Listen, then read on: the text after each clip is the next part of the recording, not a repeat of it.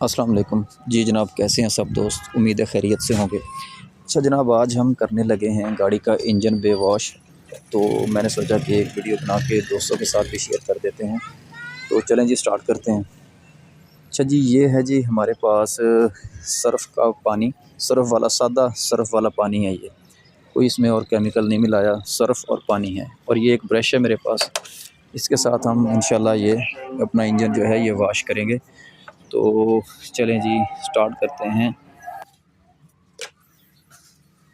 ये जी मैंने एक सादा कपड़ा ले लिया, तो इसके साथ अच्छी तरह से हम इंशाल्लाह इसे साफ़ करेंगे।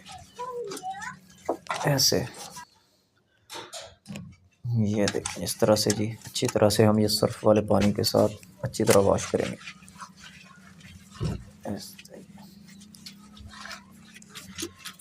ये आप चाहें तो ये डिस्ट्रीब्यूटर के ऊपर आप कुछ शटर वगैरह लगा लें, तो बेहतर है, क्योंकि इसके अंदर पानी जाने का ख़तरा होता है। तो मैं तो ऐसे ही कर लूँगा, क्योंकि मैं बाद में अक्सर गाड़ी स्टार्ट होने में प्रॉब्लम कर सकती है। तो बेहतर है कि आप ये इसके ऊपर कोई चीज़ रख लें, शटर वगैरह से आप कवर कर लें।